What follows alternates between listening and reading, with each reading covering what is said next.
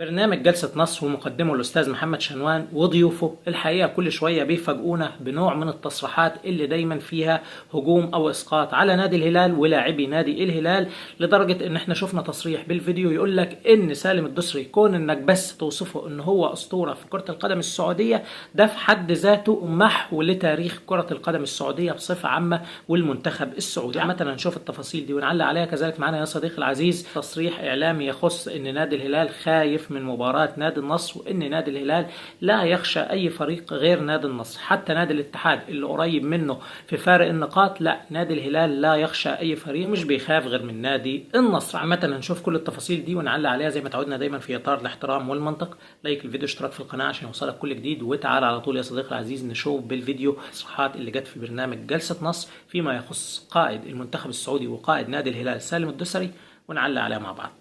أنا أعتقد الحديث اللي قاعد يصير ترى هم اللي يعملون مشكلة، يعني إعلام الهلال هو اللي جالس يعمل مشكلة في عملية المقارنات، وعملية أن اليوم لما تأجج أو لما تيجي تقول سالم واحد من أساطير كرة القدم السعودية، تمام، للأسف أنت جالس تمحي تاريخ كرة القدم السعودية. على فكرة ترى مو عيب، يمكن لأن لعبة الكرة الجماعية، بس سالم الدوسري في تاريخه مع المنتخب السعودي لم يحقق بطولة، لم يحقق بطولة المنتخب السعودي. نعم. بجد يا جماعه الواحد يعني مش عارف يرد ايه ولا يقول ازاي، يعني بس هو بيقول لك لمجرد ان سالم الدوسري ما نجحش ان هو يحقق اي بطوله مع المنتخب السعودي سواء بطوله قاريه او بطوله عالميه الا وهي كاس العالم، يبقى كده سالم الدوسري ما ينفعش ان احنا نطلق عليه لقب اسطوره بالنسبه لكره القدم السعوديه. واصلا لو جرؤت انك بس توصفه بلقب اسطوره ده في حد ذاته يعتبر محو لتاريخ كره القدم السعوديه. ليه؟ يعني أنا بس مبدئيا لو عايز أرد عليك بالأسماء وباللاعبين وعلى مستوى العالم والتاريخ نرد ونتكلم. يعني أنت عندك لاعب اسمه باولو مالديني من أفضل المدافعين اللي جم في تاريخ لعبة كرة القدم ومن أساطير كرة القدم الإيطالية. لك أن تتخيل يا صديقي العزيز وادخل ابحث كده هتلاقي مالديني ما نجحش إن هو يحقق أي بطولة مع منتخب إيطاليا، رغم إنه كان متوفر في الفترة دي أفضل اللاعبين الإيطاليين، ولكن في تاريخ باولو مالديني ما نجحش إن هو يحقق أي بطولة مع منتخب إيطاليا. هل بالنسبة لكرة القدم الإيطالية احنا مش بنتكلم عن المستوى العالمي بقى، هو بيتكلم على تاريخ كرة القدم السعودية، ان حضرتك تصف سالم بأسطورة يبقى حضرتك كده بتمحو تاريخ كرة القدم السعودية علشان ما حققش بطولة مع المنتخب السعودي. اذا باولو مالديني بالنسبة لكرة القدم الإيطالية ما ينفعش ان احنا نصفه بأسطورة بالنسبة لكرة القدم الإيطالية بلا اي شك، لا ده بالعكس، ده الامر يتجاوز كرة القدم الإيطالية واحنا بنصفه ان هو أسطورة عالمية على مستوى خط الدفاع، ومع ذلك ما نجحش ان هو يحقق اي بطولة مع منتخب بلاده. عندك راؤول جونزاليس ما نجحش ان هو يحقق اي بطوله قاريه. بالنسبه لنا حتى هنا في مصر امسك اي حد مين اسطوره كره القدم المصريه، مين افضل لاعب جه في تاريخ كره القدم المصريه، هيقول لك محمد صلاح بسبب انجازات محمد صلاح مع الانديه. ولكن على مستوى المنتخب الوطني المصري هل محمد صلاح نجح ان هو يحقق بطوله الى الان مع منتخب مصر؟ بلا اي شك لا، رغم ان منتخب مصر هو اكتر منتخب محقق بطوله كاس الامم الافريقيه ومعتاد على البطوله، ولكن مع ذلك مع محمد صلاح ما نجحش المنتخب ان هو يحقق بطوله كاس الامم الافريقيه. هل ده معناه ان محمد صلاح بالنسبه لنا في مصر مش اسطوره بالنسبه لكره القدم المصريه؟ بالعكس، ده اسطوره بالنسبه لكره القدم المصريه، واسطوره بالنسبه لكره القدم الافريقيه، واسطوره بالنسبه لكره القدم العربيه. عندك هالاند النجم النرويجي لو ما نجحش ان هو يحقق اي بطوله مع منتخب النرويج ما ينفعش بالنسبه لكره القدم في النرويج ان هم يطلقوا عليه ان هو احد اساطير كره القدم في النرويج. بالنسبه لهم بلا اي شك لا، ما عندهمش اسطوره زي ايرلينج هالاند. ادخل حتى على ميسي لو ما نجحش ان هو كان يحقق بطوله الكوبا او بطوله كاس العالم، هل ده معناه ان ميسي بالنسبه للارجنتين مش اسطوره بالنسبه لكره القدم في الارجنتين؟ ميسي مع احترامي لو ما حققش الكوبا ولا حقق كاس العالم مع منتخب الارجنتين برضه كان سيظل ميسي بالنسبه لكره القدم الارجنتينيه بل العالميه هو اسطوره واعظم الاساطير ويمكن اعظم لاعب على مستوى تاريخ اللعبه. فالنظريه اللي حضراتكم بتتكلموا بيها دي نظريه خاطئه. مش معنى ان اللاعب ما نجحش ان هو يحقق بطوله مع منتخب بلاده اذا ان احنا كده نقول عليه ان هو ما ينفعش انه يبقى اسطوره، بل كمان تقول ان وصفك بس لسالم كاسطوره ده في حد ذاته محو لتاريخ كره القدم السعوديه. ليه يا جماعه؟ ليه يا جماعه؟ انا دي اديتك امثله لاعبين عالميين، يعني ليه؟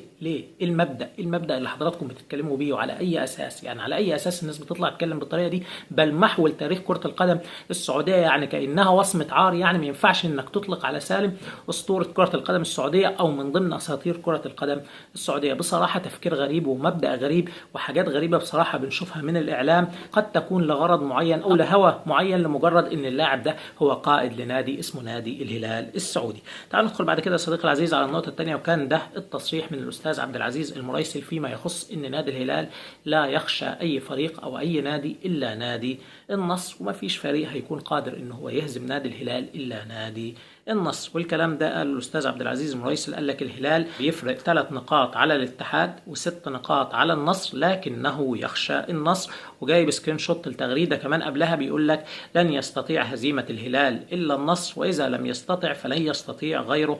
باختصار هذا الموسم ريتويت للموسم الماضي. معلش مع احترامي، النصر مع بيولي مختلف عن كاسترو بلا اي شك، وانا من ضمن الناس اللي كنت عمال اطالب واقول كاسترو ده لازم يمشي على نادي النصر. بيولي مع نادي النصر اصبح الاداء افضل خاصه على المستوى الدفاعي، لكن كلنا شفنا المباراه الاخيره واللي تعادل فيها النصر بنتيجه 3-3 واستقبل فيها 3 اهداف، وكان الاداء صادم بالنسبه للجميع. ولكن بالنسبه لنادي الهلال يا جماعه لازم الجميع يعترف ان نادي الهلال فارق في المستوى عن اي فرقه مع احترامي. والموسم ده لا، الاتحاد الموسم ده احترامي للنصر، الاتحاد مستواه افضل من النصر، والاتحاد ماشي بمستوى ممتاز ومستوى ثابت، ويكفيك سلسله الانتصارات المتتاليه بغض النظر عن مباراه الهلال. فالاتحاد الموسم ده لا، مختلف تماما عن الموسم اللي فات، ومختلف تماما حتى على النصر وحتى على النصر مع بيولي.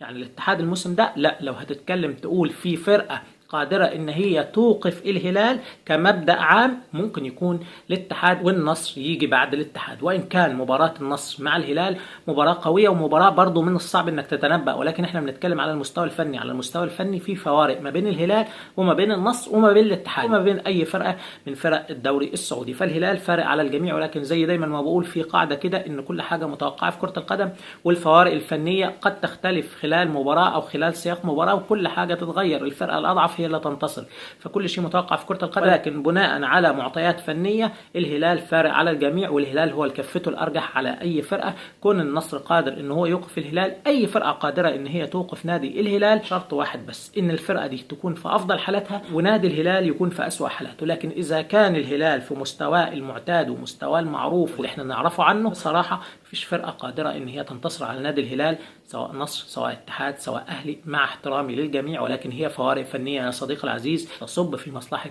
نادي الهلال وتجعل نادي الهلال كفته ارجح على جميع الاندية. عامة مباراة الهلال والنصر بالمناسبة هتكون مباراة كبيرة ومباراة صعبة، وهنشوف نادي النصر بمستوى بلا اي شك مختلف عن المباراة الاخيرة اللي هو تعادل فيها 3-3. الدوافع والحوافز، خاصة ان المباراة دي هتبقى مباراة ب6 نقاط، فارق النقاط ما بين الهلال وما بين النصر دلوقتي 6 نقاط. لو الهلال انتصر هيبقى 9 نقاط، هيبقى فارق كبير جدا، وهيبعد النصر مبكرا عن المنافسة تماما على الدوري السعودي. ولكن انتصار النصر هيرجعه بلا اي شك، يعني هتبقى خلاص الفار انت بتتكلم في كام، بدل ال6 نقاط او بدل ما تبقى 9 نقاط هتبقى كلها 3 نقاط فارق مباراة. فهتدخل النصر في اجواء المنافسة، وهتدخل كذلك الاتحاد في اجواء المنافسة، لان هزيمة الهلال بلا اي شك فيها افادة لكل الفرق اللي عايزة تنافس على الدوري السعودي. عامة نتمنى التوفيق للجميع يا صديقي العزيز، وطالما وصلت معنا لحد اللحظة دي في الفيديو لايك الفيديو، اشترك في القناة عشان يوصلك كل جديد، والسلام عليكم ورحمة الله وبركاته.